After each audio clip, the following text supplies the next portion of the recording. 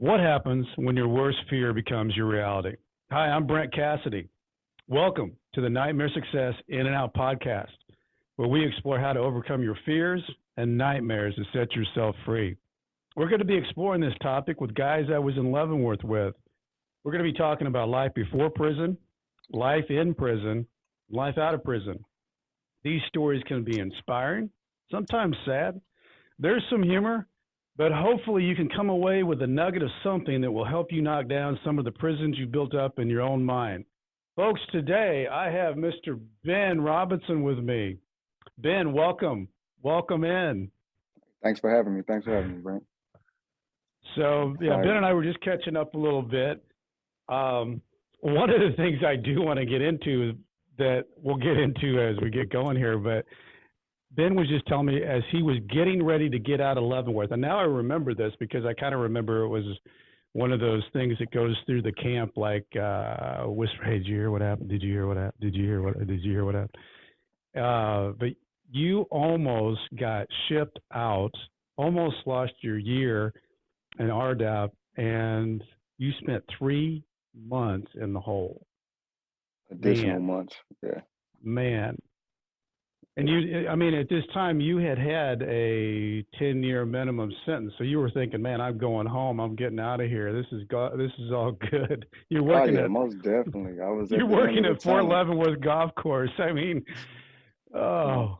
Yeah, it was at the end of the tunnel, and then, like I say, they came and picked me up out there, and I was like, "Yo, what?"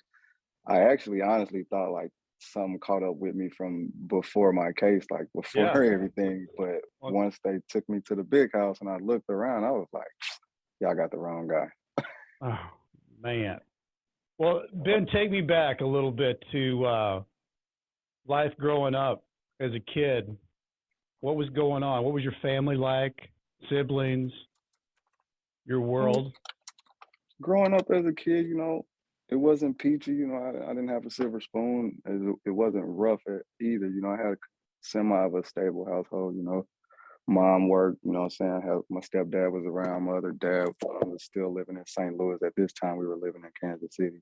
But everything was cool. I went to a good school. I went to a school called Satchel Paige Academy. Me and my brothers out there. What I'm saying, it was a great school. That's where we got into sports and track and field and swimming on the swim teams and things of that nature. But, that was childhood, and then we moved back to St. Louis when I was around 8, got into Pee Wee football, and rode that out into high school to where I started doing other things. Brothers and sisters? Yeah, I got 2 brothers, 2 sisters. Where do you fit into that mix? A baby boy on both sides. Oh, the baby, the family. Wow. Okay. Yeah. Well, I got 3 daughters. We've got a baby in our family. So sports. Tell me a little bit about that, Ben. What did you like? What was your sport? Or did you like them all? Football was my favorite.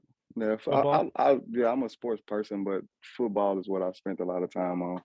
Either that or like in middle school, I did a lot of playing sports, playing indoor soccer and stuff like that. But earlier when I was about 9, 10, 8 in that area when we stayed in Kansas City, I was heavy on gymnastics and the swim team. So like competing at, national competes that was held in Kansas City and stuff like that. And then swimming on the swim team with Olympic sized pools as a kid, it was amazing. Definitely at that school that we had. It was great. I bet the gymnastic thing helped you out with playing football. Just being the agility of what did you play? What was your position you like to play? Football. I played. I started out playing tight end, then moved to wide receiver and cornerback. So All right, played both sides of the ball. Yeah. Yeah. Once I got up to what was it? My summer camp before high school. I was going to Lindbergh camp, and that's when Coach decided he wanted to run me both ways. But I ended up transferring, and I went to JC, went to Jefferson City, and went to Simon school up there. And same things. Once Coach got to seeing my abilities and stuff, they started me both ways up there too. All right. Well, I always think that playing sports kind of helps you adapt in life. You get on a team, you have to figure out things. If you're good, you're accepted. If you aren't that good, you got to work hard to get into the groove of things. I think, Hmm. overall, I think sports is a real trainer for life events because there's a lot goes on with sports. You got to figure it out. Yeah, definitely. I can relate to that. Even when I went up to Simon, like I said, I'm used to playing wide receiver and cornerback, and coach saw the agility and the speed and tried me out at running back, and I just couldn't get with it. Yeah. Yeah. Yeah, I couldn't get with it from grabbing the ball from behind the snap like that, you know what I'm saying, as opposed to doing it as a receiver. And it was just like, I'm like, nah, it was one practice, I was one and done. I'm like, nope, coach, keep me out Can't at do wide that. receiver. Yeah, I'm good. Those are two Yeah, different positions for sure. yeah, for sure. For sure. Okay, so you get you kind of move around a little bit, um, Mhm. and you get out of high school. So what'd you walk into after high school? So, I actually got out of high school, it was a little bit of my own doing because I actually dropped out. I was out at Lindbergh District for a while, got into some trouble out there, and got had to come back down to the city and go to Roosevelt actually. And seeing the difference in the curriculum from county to city kind of geared me towards like, now I'm not gonna do this again. I'm restudying stuff I did in sixth grade and I'm freshman down here. I'm like, nah. So I actually dropped out for a year, you know, typical stuff, hanging out on the block with friends, chasing women and stuff like that, trying to make ends meet. Until just one day, me and one of my friends was like, "Hey, man, there's nothing going on out here until like 2:30, 3 o'clock, man. We might as well just go get back in school, man." So we both went and re-enrolled ourselves in school at Roosevelt, and a year later, I went on here, graduated from high school, with my diploma. And then I thought I was gonna take a break, but I didn't. I went and enrolled in ITT Tech like 6 months after high school, and went out there and got my associate's degree in computer networking. Okay. So that is interesting. You dropped out, figured out there's not much going on out here. I'm going to go back and re-enroll. Yeah, it's crazy. Yeah, man. I mean, it was, even like out there just peddling, like, what I'm saying, selling drugs and stuff like that, and still trying to chase women. There was nothing going on until 2, 3 o'clock. So it was like no money coming through, no females out here. So we was like, hey, man, we might as well just go back to school, man. Because we ain't got number 1 year left anyway. So Right. let's just go right. And we went and did it. Actually, man, me and my friend, we went and did it together too. Yeah, both graduated together. So you went in and you said you went to what school did you go to get the tech training? ITT Compu- Tech. Yeah. So what was that? A 2 year, 4 year? I did a 2 year. Got my Two. associates. Yeah. Okay. Got your associate degree. Should have went on and did the bachelor's, but I was still caught up in the streets, so I got done with the associates. And I was Well, like, nah. explain a little bit that to me, Ben, because you're kind of straddling the fence in both worlds there. You're kind of in this environment where you're bettering yourself with your education and you're doing some things and learning some new stuff, and you're doing the street life. Did it feel weird? I'm gonna say yeah, it felt weird because I was the only one. Hey man, I'll be back. They like, where you going? I'm like, man, I gotta go to night class. I'll be back. I'll see y'all later. So it was definitely weird in that aspect. But as far as like on the straddling the fence, I mean, the household I grew up in, it was not the norm, but you know what I mean. I understood what was going on in certain areas of my household. So like going to school and like playing the streets, it was semi-normal to me because I had been doing it since high school, actually. So Did you feel like that you were getting like they didn't think it was cool that you were leaving and going to night school? Like maybe you're wasting ooh, time or not ooh, really? everybody in the area supported me going to school. Like I used to come up to the neighborhood. It may be something I may have to do a presentation at school that day, so I got on a button up, I got slacks on, but I'm out in the neighborhood with everybody still doing my thing. And then, like I say, hey, I'll catch y'all later. I gotta go to school, and I'll shoot off and go to RTC Tech. And Yeah. after class, I go back. Yeah. Wow. So your business life, what'd you roll into? It's then Yeah. Then it was marijuana and cocaine. Yeah, And was marijuana and it cocaine. what? And just for the guys that are the people, the girls, guys listening.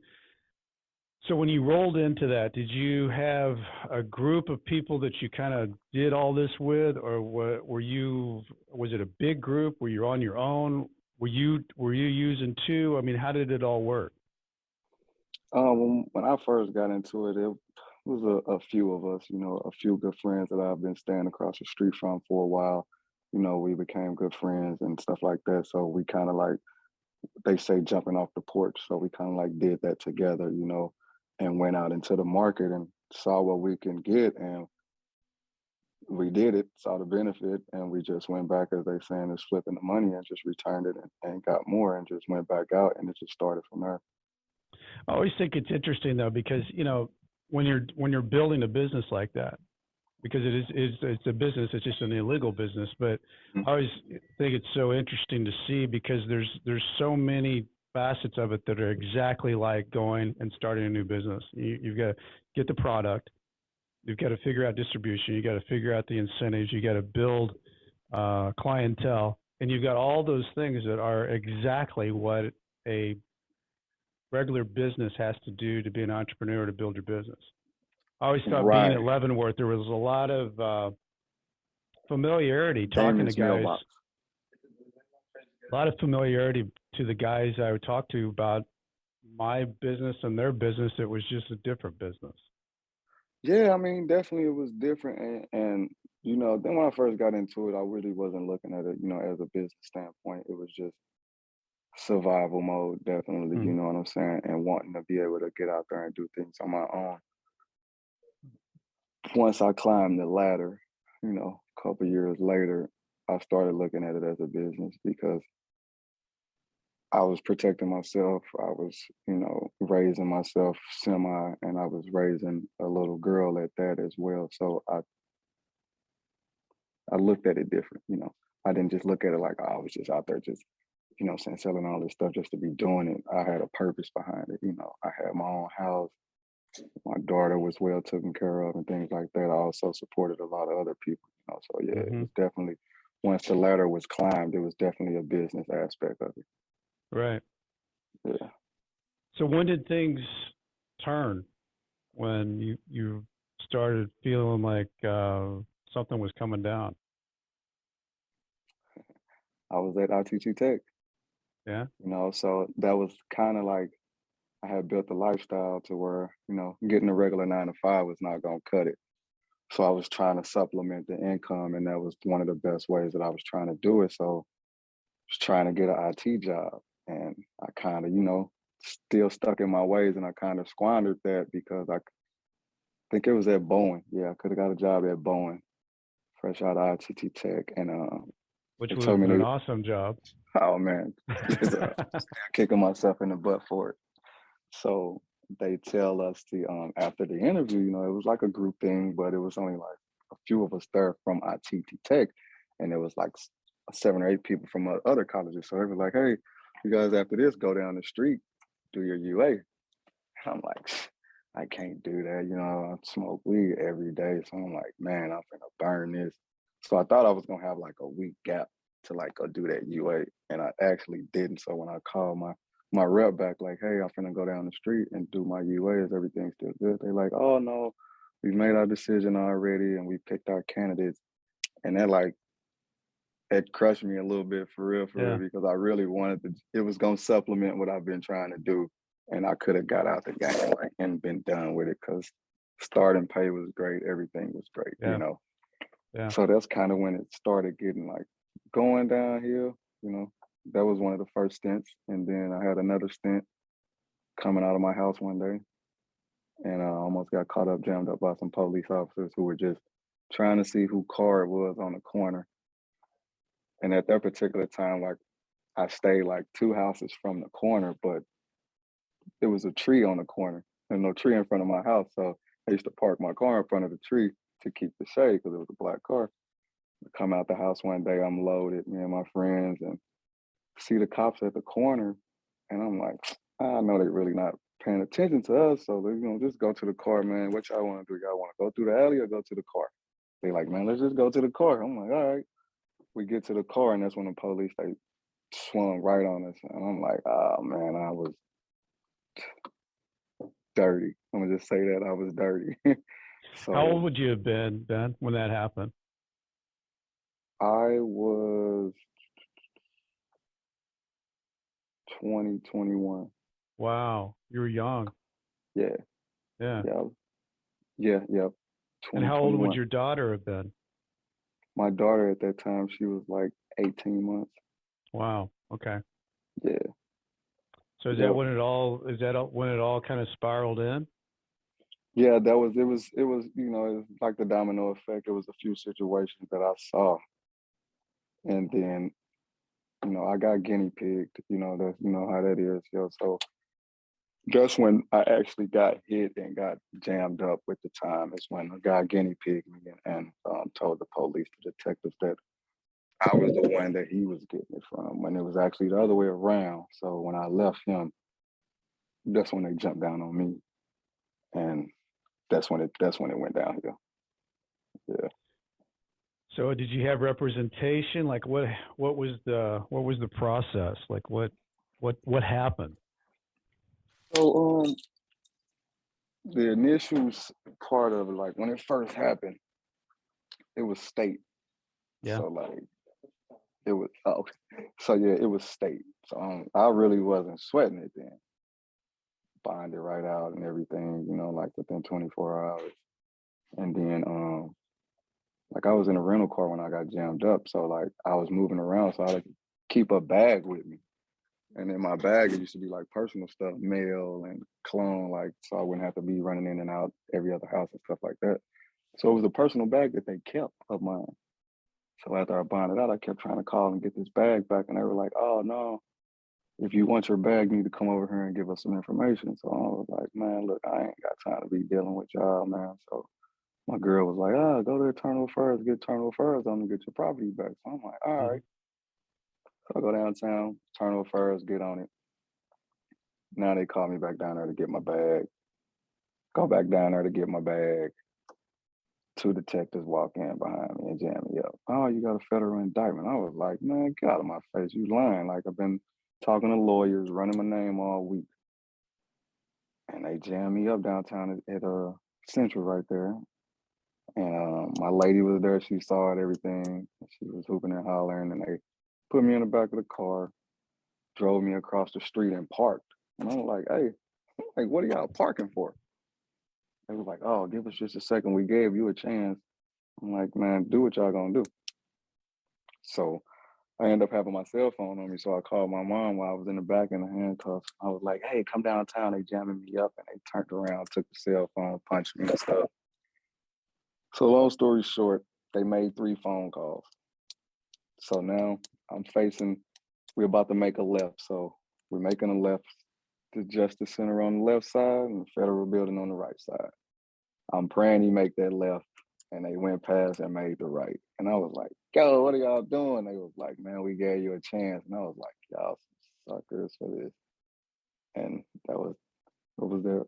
March, yeah, March of 2008 was the last time I saw the streets of St. Louis until I got released. So did they when that happened and you went basically you're in the system, now you're in a federal charge, how did they present? Because I think if I understand right, it doesn't really matter. The minimum that you get on that is a 10-year sentence, right? Yeah. So, and did you have an attorney through this thing that was appointed to you, or did you get an attorney from the outside, or how did you feel all First that?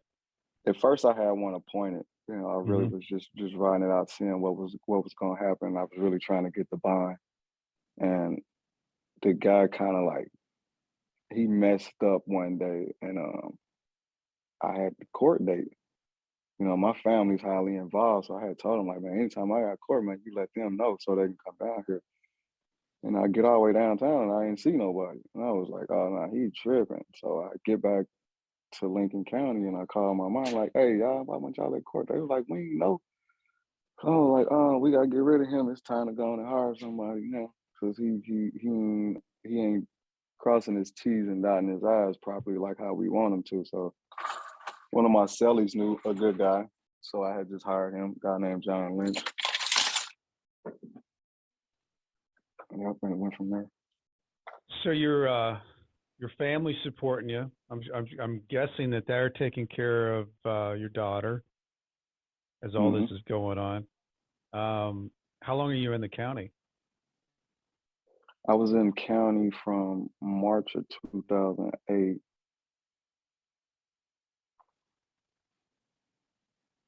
No, to November of 2008. That's when I got shipped to Oklahoma in November. Wow, a long time in county. Yeah, I was in county for 6 days and it felt like 6 years. I mean, county is the worst. The worst, I Yeah, I think. mean, yeah, it was worse.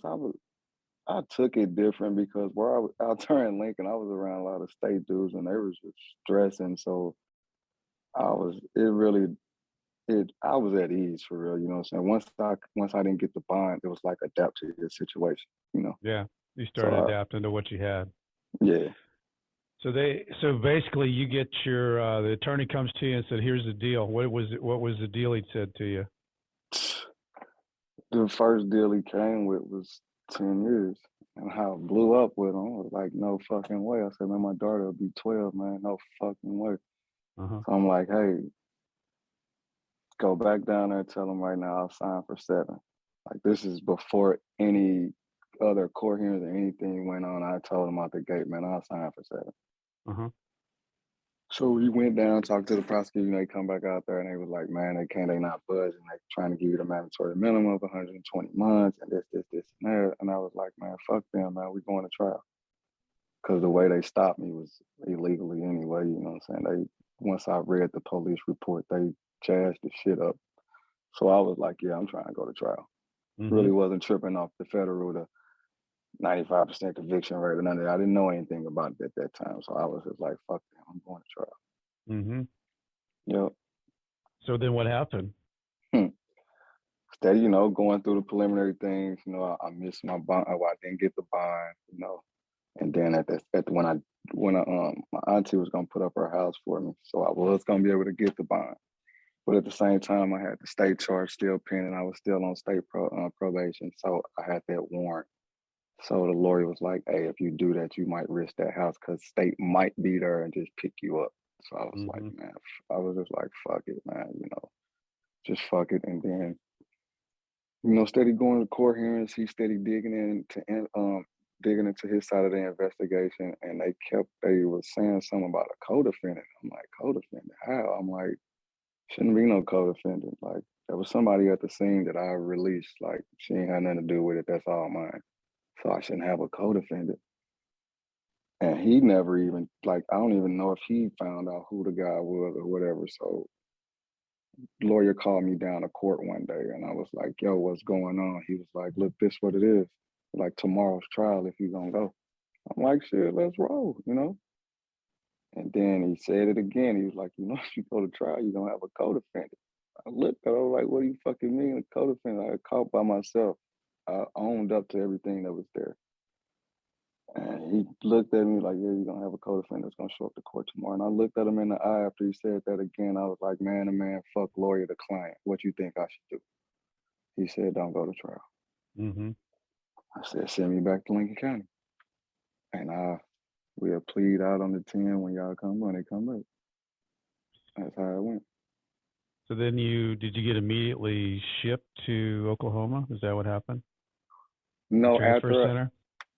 no, after I actually went down and pleaded for the 120, I got shipped from Lincoln to Hannibal. Okay. And then I stayed in Hannibal for like 3 months.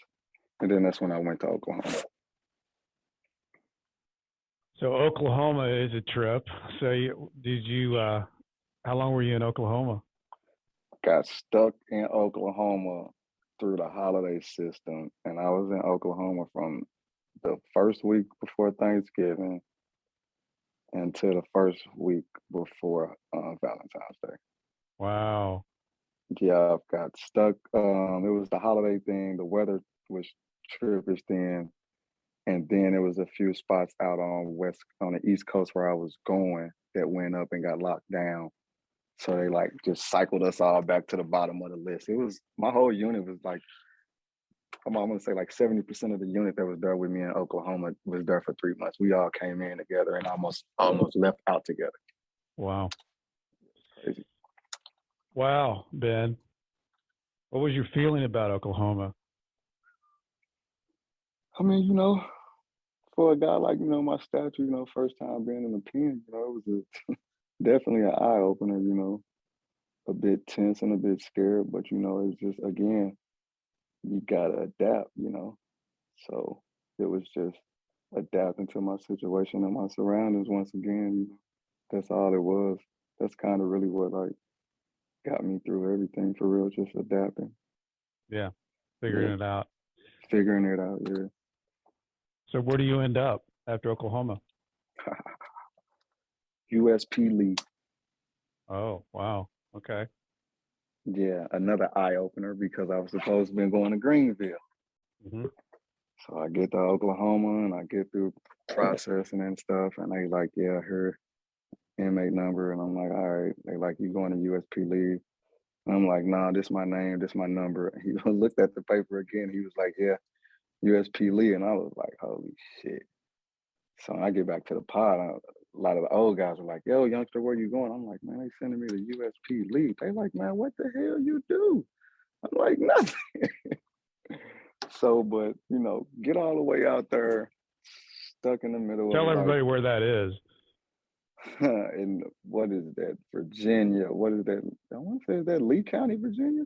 I Yeah, believe so, yeah. yeah, yeah. Out there where Wrong Turn is, if you know where that. If you haven't saw that movie, Yeah. that's in West Virginia. We drove through Virginia, and there was some parts out there that looked at exactly like the movie Hmm. Wrong Turn. Yeah, definitely a hole blown in the mountain, like literally, like they blew a hole in the mountain and put USP leader. It was wild, yeah. What's your thoughts getting there? Getting there? Yeah, what's your thoughts? And once you get to where you're going, you've been all around kind of in county, you've been in Yeah. Oklahoma, and now you're finally at the place that they're going to put you, and you're a long ways from home. What's your thoughts? First thought was just, I'm finally making it to the compound actually, so it's like for one better food, and then you can kind of eat, you can kind of call a little bit more. But, you know, I actually kind of had it kind of cool when I got there because one of my older friends, he was actually supposed to be in Memphis, but ended up getting into trouble down there and got shipped to Lee. So when they do the bus call, everybody want to come in and see who you are and go take you to the people in the area. So I did all of that. So now I'm in the cafeteria, the chow hall, and they was like, "Yeah, D, have you met the new homeboy?" And they was like, "No." We looked back at each other and we like, "Oh man, that's him." Such and such. Like we know each other from the street, so we was like, I'm like, this is crazy. But seeing him there kind of eased my time because I actually Sure. knew somebody from the streets. Big Even though difference. yeah, it was a total difference. He was in another unit, but we saw each other every day and everything. How'd your mom handle this with you being that far away and your daughter being that far away? What? Oh, they were crushed, man. That was Yeah. They were crushed, and then definitely for me, for once, my daughter was just so crushed because she hasn't been away from me ever like that, and then she couldn't come to my house, she couldn't come, anything like that. So she was hurt. She was going through a lot. Like she went down through a downward spiral after I got locked up from what my mom was telling me. She had started getting in trouble at daycare and stuff like that, picking on people and stuff like that. And Mm. then, my mom, she's strong, but it crushed her. I'm the baby of the family, so that was the crusher from gate. And Hmm. then the 120 months, another crusher, and then to get shipped all the way to Virginia, like it was like they kept pouring salt on the open wound. But she was strong. 120 months is a lot to gulp down because that's just, no ever. There's really no way to I always think when you look at, I got a 5-year sentence, and you can't look that far ahead. You got to take it, eat it a day at a time, because it's too far to look Yeah. if you try to look ahead. So, how long were you there in Virginia? I was in Virginia roughly about 14 months, 15 months. Stayed there, And stayed out of trouble, got my yeah, normal transfer. Yeah. and then where'd you transfer to? I transferred, well, I was trying to go to Greenville again. Yeah, still And trying to then go to Greenville. yeah, they activated Pollock. They made the new Pollock, the medium, they activated that. So they flooded everybody there. So I got sent down to Louisiana. Louisiana. Pollock, Louisiana, yup, and opened up the new medium that was there that they just opened up in 2009. What was that like with the opening up a new prison, a new medium, and you being the new inmates going into that? The Is that beginning of it good or was bad? it was it was okay. I mean, it was I'm gonna say it was Different? okay.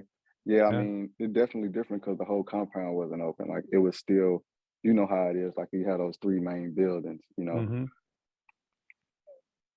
The closest two buildings to the child hall was open, which left another like I think that one building, but those big buildings on those mediums hold like 1,500 people, 2,000 people. A So lot that of was like people. yeah, one building that just was not open at all, and then my building, which I was the third unit. We was the third unit, yeah, filling in on the 4 unit block. Do you know anybody there? No, I didn't actually know anybody like per se, but I knew people we knew mutual contacts. Once we got down to digging like to where you were from and who you knew, we knew mutual contacts, yeah. So kind of made it easier too because once the names were, what I'm saying, dropping, everybody's like, oh, that's such and such, it was Yeah. pretty cool. Yeah. What kind of days and jobs did you have when you were down in Louisiana? Louisiana, I went first I was just on playing sports still. I was a workout junkie. I was playing handball all the time, softball, and then I went to the career center. Hmm. Yeah, I went to the career center. I went in education, and that's where I worked at. And it was a great position. Like I was helping guys that was getting released that didn't have resumes and stuff like that, didn't know how to use a bank account and things of that nature. So I was in So, there teaching classes and stuff. so that probably felt good to Oh be yeah, giving back, and doing something with the guys that were getting ready to get out, and teaching them stuff that they didn't know. definitely felt good. Yeah, oh yeah, most definitely because it was surprising that it's surprising a lot of people don't know how to use a bank account or don't know how to type up a resume properly to where to get noticed. You know what I'm saying? But that it fulfilled a lot of stuff in me because I was actually able to help people. Yeah, Hmm. Yeah, and I yeah, think, do you find, Ben, that there's more structure? I wasn't in a medium, but the guys that have been in mediums always talk about there's a lot more structure, a lot more things to do going on than being in a camp, because the camp, you get a job. If you get a good job in a camp, you can kill the day, but otherwise those guys roam around. yeah, definitely. Yeah, yeah, it's a lot more structured there. Definitely because more programs. Like I started a program at Pollock. Well, I helped start this one called Toastmasters. It's an international public speaking club, and we actually got it chartered through Toastmasters International there. So that was just another asset to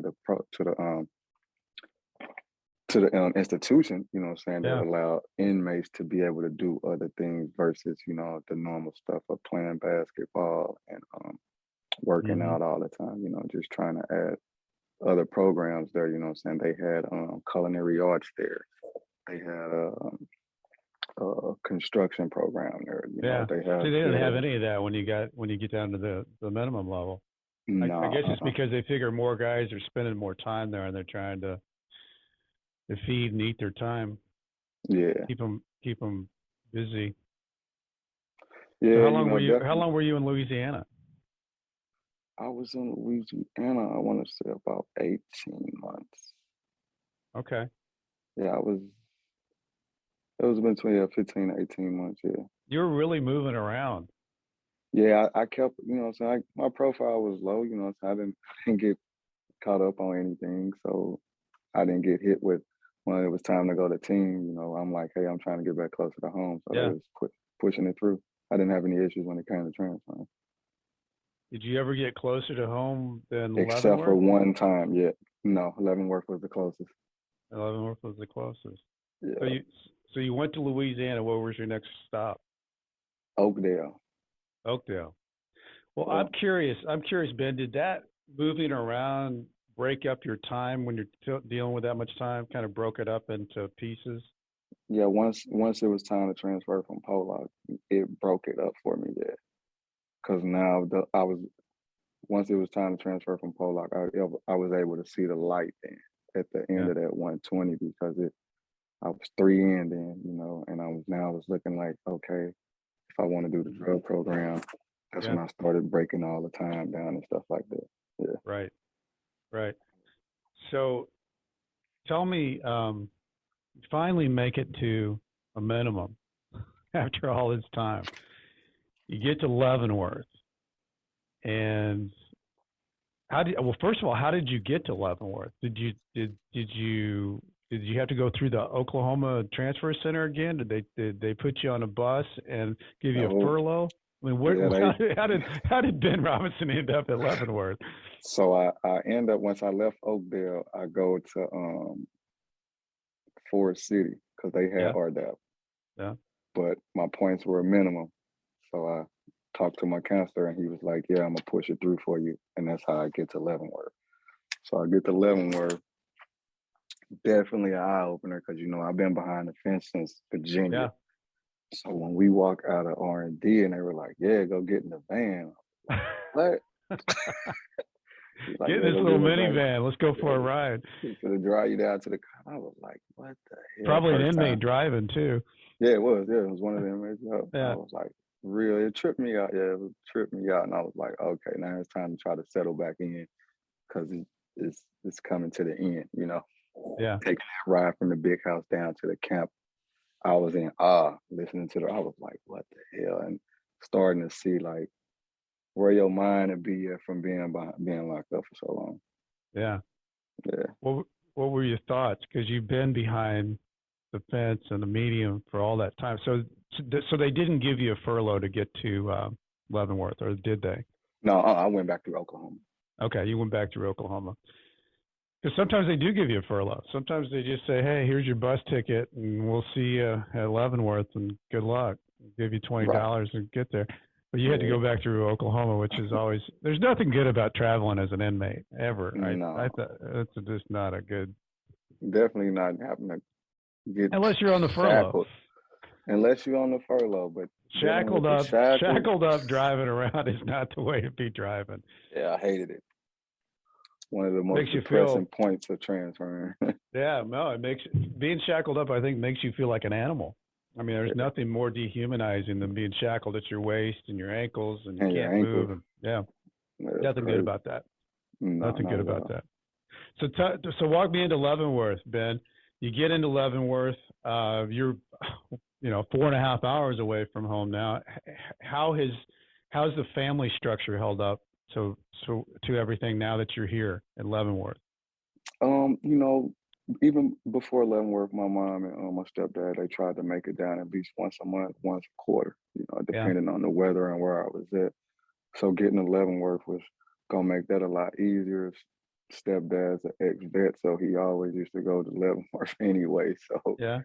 them coming and me being 4 hours away just made them happier to be able to come and see me, more frequently. A few of my other That, cousins came and saw me since I was yeah, closer and stuff like that. Yeah. that had to be good. Oh yeah. And one thing I meant to ask you when you were going through all that, because you said you adapted, you said you kind of worked your way into, you know, keeping a low profile, was what were your strategies on handling hard days and hard times when you knew you were in there for a while? How did you grip on to what did you hold on to? My daughter and my Your mom. daughter. Yeah. One of the two most important things that kept me grounded and not crashing out while I Mhm. was locked up. Yeah, every time it was coming to a time for me to crash out, even I can go back to being at USP Lee Transfers in, feeling good. I go outside, I gamble a guy on a handball court, and I beat him. And then he don't want to pay. So now he was from DC, so I was, hollering at his people. And my homeboys now, they was like, look, they called me Nitty, and I was locked up Nitty, short for Frank Nitty. So they were like, look, man, you just don't want to go home, do you? And I'm like, what? No, you need to pay his money. They like, look, man, get off the rock, man. Don't worry about them stamps. So, and I had to go back to the unit and make a phone call, and talk to my people and go on and settle myself back down to get up off that rock. So yeah, moms and daughter kept me grounded the entire That time. that was your main center. That's cool. Yeah, definitely. That's cool. All right. So Ben, you got to walk me into this thing. You're walking yourself all the way through Leavenworth, and I ran into you at Leavenworth. You left a year before I did. You actually worked at Fort Leavenworth Golf Course, and I came in after you, hmm and that was always a big deal, to be able to get what they call community custody, to get off our reservation and go somewhere. And it felt like a big deal because you felt like you were somewhat kind of in society for the day, and then at 3:30 you went back to prison. hmm So yeah, you knew Drew and Mike and all those guys there, and Harley the dog. But Yeah. I loved Harley the dog. I just found out Yeah, Harley the cool dog guy. died. He just died this about 2 months ago. Oh yeah. Um, Oh man. but Ben, you're what? How close are you to the door when you get hemmed up into this deal? I was 2 weeks out. 2 weeks out. Okay, walk us through because we got to talk about this. 2 weeks out. Yeah, like you saying, I'm working on the golf course.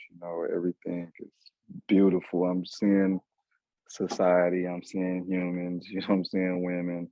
Seeing all the new cars. And then I'm actually, I like cutting grass and stuff like that. But Drew and them had me. They had me trimming the banks and stuff like that where the sand was at. So it was all right. It was pretty cool, but long as we're gonna fast forward to that day, I can't remember which hole it was, but there was a spot right on a corner, and you can make a right, and it'll take you down, and you'll make another right until our driveway right there, whatever Yeah, that line was. that It was hole number 2. two? Yeah, two or something like 2 or 7, Yeah. something like that. Yeah. So we sitting there, Spent it a was year and nothing. a half on that golf course. You kind of it was in a big square, but I think you're talking about hole number 2, So yeah, par it 5. was nothing to see Skinner pulling through. So this day I didn't think nothing of it. I'm still out there cutting grass. I didn't see him. I see him down the street. I hollered at one of the guys that was out there working with us, like, yo, compound out here, you know what I'm saying? Act like you doing something or whatever. And they jumped out the car. Like, Robinson. I'm like, what? I'm like, come here. I'm like, child, why don't you see I'm working, man? Like you came Mm-hmm. over here, this could have waited till I came back to the compound. So once I get over there to Skinner, he grabbed me like he was a police officer.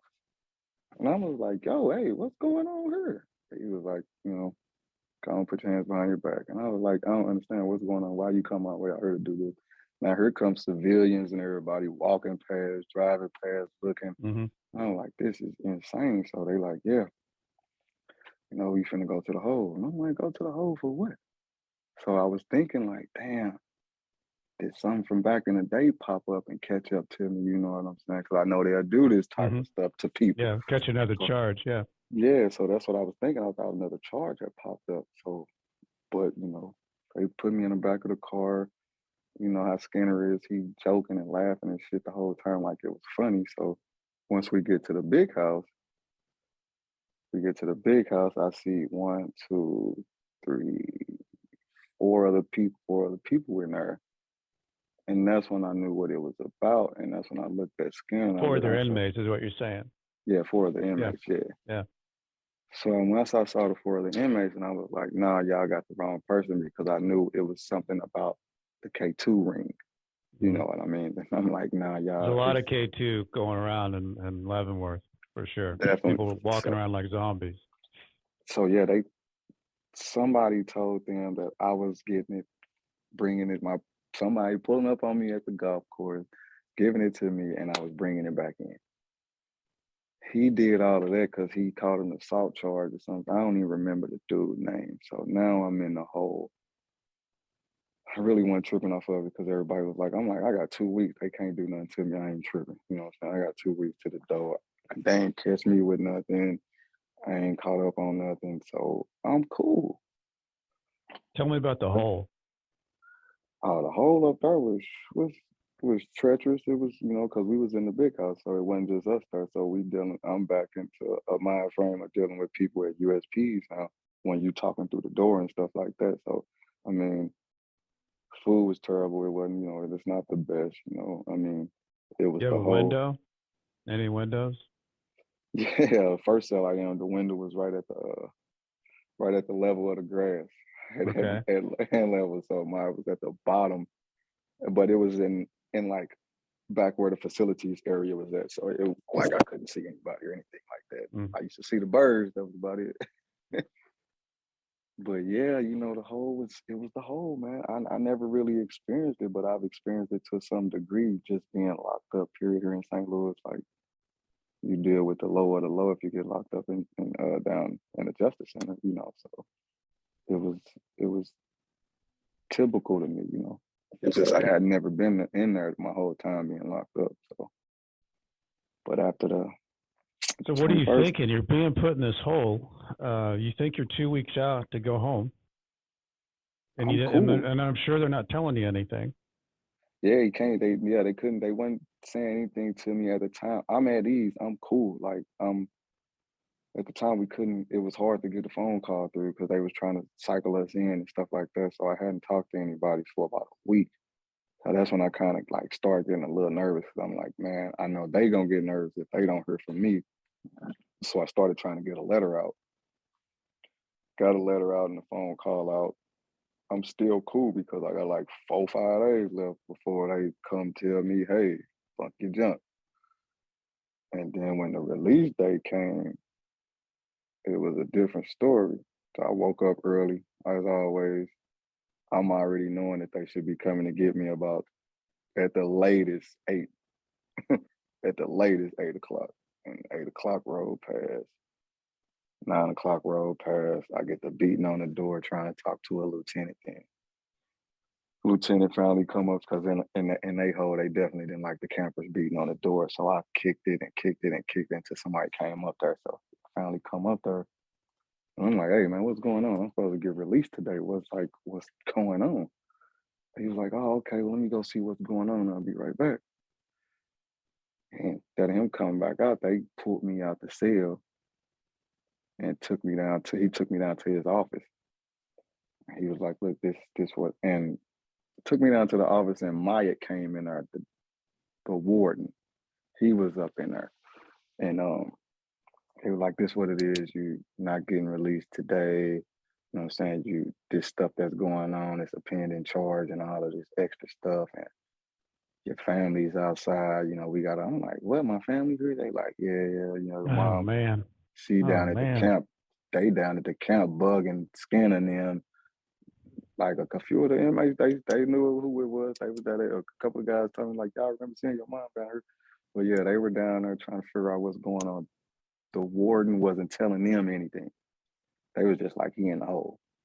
Like nothing else. They didn't tell them anything. So it was like, it stressed me all the way out then. And once they took me into the office and told me I wasn't going to get released on a date that has been set for so long. Yeah, We're talking crushed, years. tears. Crushed not only me, but at the end of the day, like I say, when it came to that foundation, like my daughter was big in her. So Mm-hmm. like she knew that date.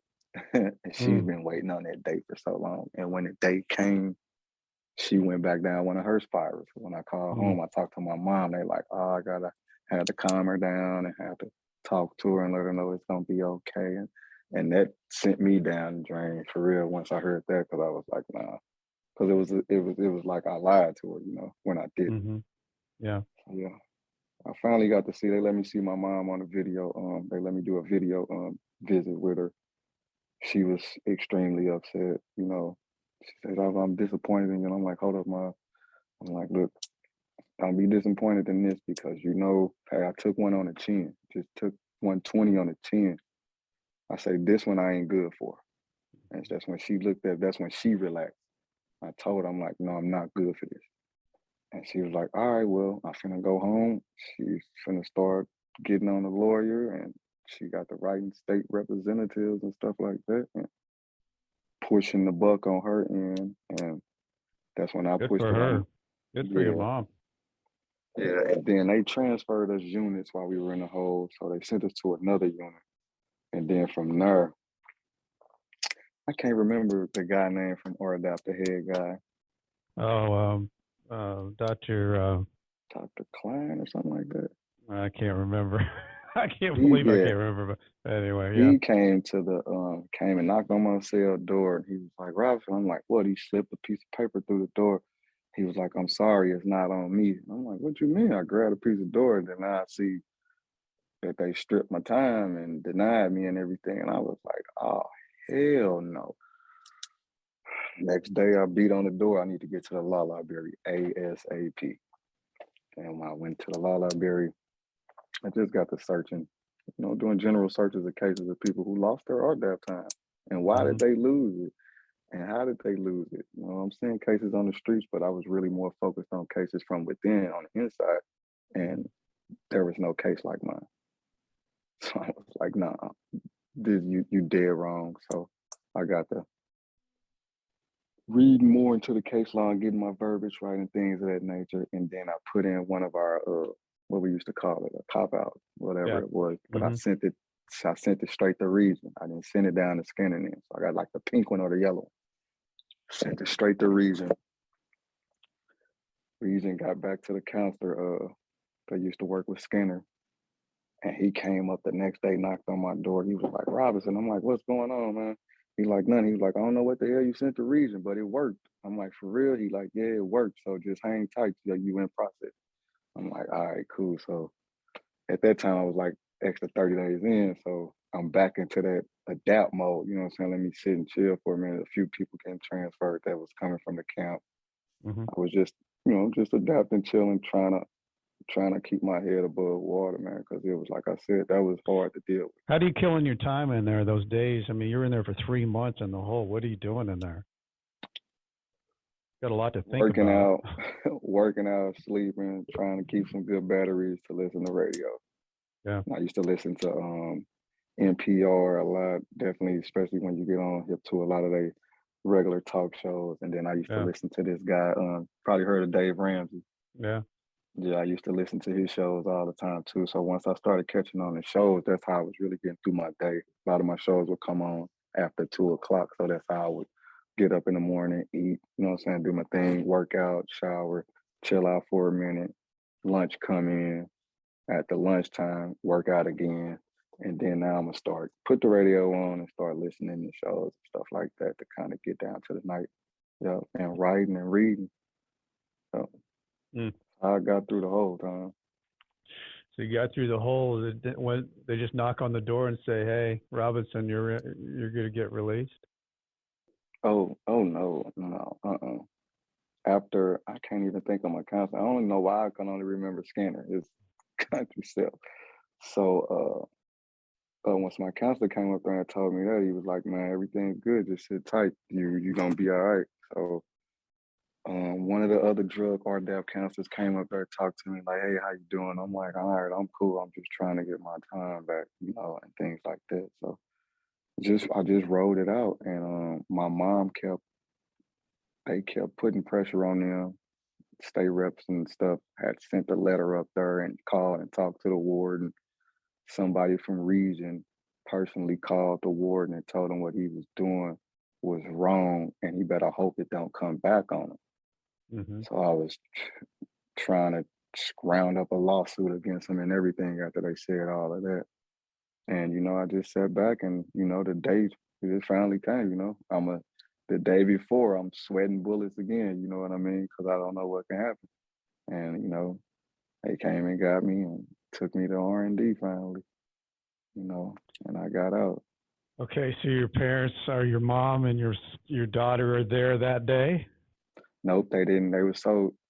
It shocked them so bad. I told them don't come. They was like, no, we cool. We're not gonna come back up there because like I told you, they were talking to Skinner and the Yeah. warden. So they didn't know for sure if they would have made another trip up there, you might not get out. Yeah. Exactly. So they were like, I was like, yeah, don't And worry there's about it. nothing I'll worse, just take the bus. there's nothing of a worse feeling when your family's there and they're turned away. I mean, I had it happen a couple of times on visits because somebody liked to jack around with the points, and you can't do anything. Swanson thought it was a good time to tell my kids and my wife, and then he came in and told me I was hit, and I said, hit for what? He said, Yeah, see, he used I to just think sent it your was a family thing. home. Yeah, I just Yeah, sent your he family home. used to laugh and joke Yeah, all the time. loved Like it. the guy. Guy was demented. So, okay, so you got out, Ben. You get out after 3 months in the hole, and you were supposed to go home 3 months before this after you got a 10-year sentence. How did you get home back to St. Louis? I went on and got on the bus. I just Okay. went on it, mellowed out. I really didn't want to get in the car anyway after the situation. I'm like, I'm gonna take this time to just soak it in, get back to the Decompress. Yeah, you've been in the hole. I just got on the bus. Yeah. Tell me what it was like riding and then getting there. Finally being home. Oh, finally being home, man, was awesome. I finally get down to the Greyhound station. Of course, my mom was there. And she broke down, screamed, baby family home, and ran across the street. And that was awesome. It meant a lot to me. And then they had some barbecue that I requested that she cooked. Okay. I rode home with them and went and ate and chilled until I had to go turn myself into the halfway house. At the Dismas house. Yeah, at the Dismas house. Yep. There's nothing good about that place either. How long were you at the Dismas house? They shut that place down a few months ago. Oh, they did? Yeah. They finally didn't get their federal contract. Oh, wow. Yeah, those are some bad folks that are running that place. Crazy. Yeah, I was there. I was physically there for 3.5 months, and then I went to home confinement. Yeah.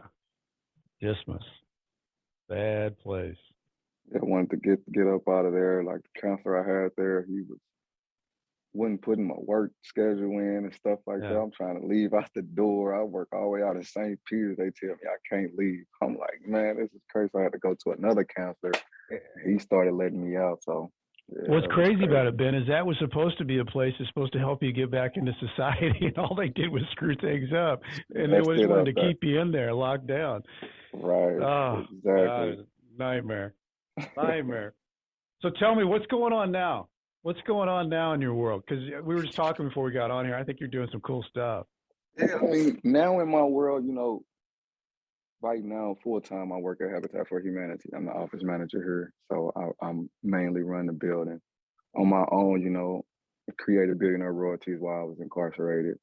Stepped back in 2013, filed it as an LLC when I came home in 2017, and just been rocking the boat with that, trying to do my thing in real estate.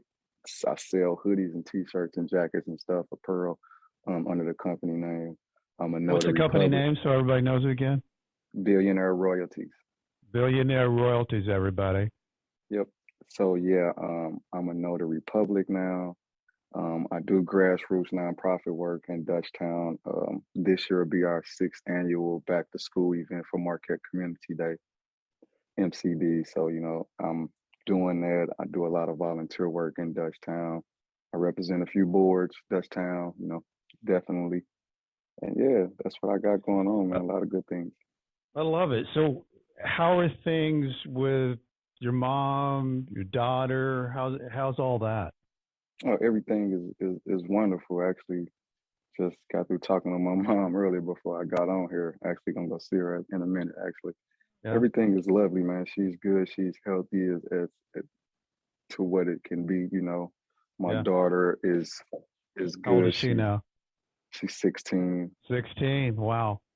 Yeah, 16. Yeah, she's a blessing. She's good. She's doing good in school. She's very intelligent, inspiring. She wants to do a lot of things in life as well. So yeah, I mean, those relationships are still locked tight.